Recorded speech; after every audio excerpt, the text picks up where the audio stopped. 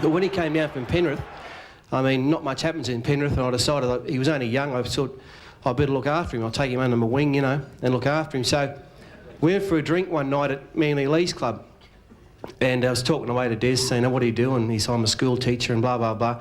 I said, "You got a girlfriend?" He says, "Oh, no, I'm not having much luck, you know." I said, "No luck, eh, Des?" He said, "But," he said, "see the blonde Sheila behind the bar?" He said, "You know, wouldn't mind cracking onto her." I said, "Oh, Des," I said, "No chance there, mate." I said, he said, "Oh, why not? Is she married?" I said, "No." "Boyfriend?" I said, "No." I said, "Des, she's a lesbian." He went, "Oh.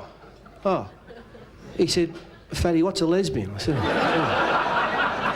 I said, "Jesus, Penrith must be boring."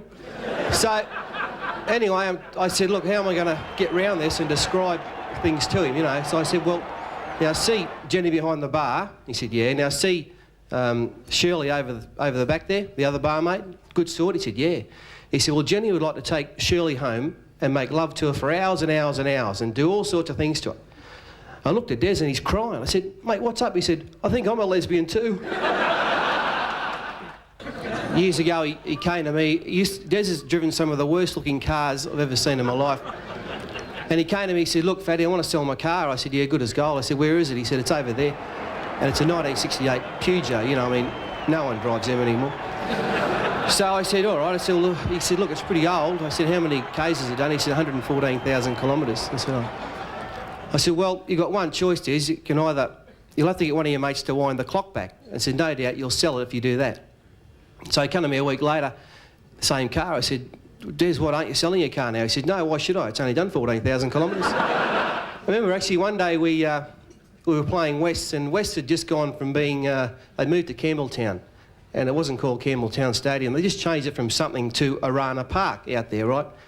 And we had a big game against West, and it's 1988, and it's about 10-3, and still no sign of Des, you know. We're all dressed ready to go. All of a sudden, Desi walked in. He said, "Yo, kid, where you been?" He said, "Oh, I've been to Oran Park," which is like car racing. Which wasn't far away, but it was about the 30th lap before he decided there was no footy.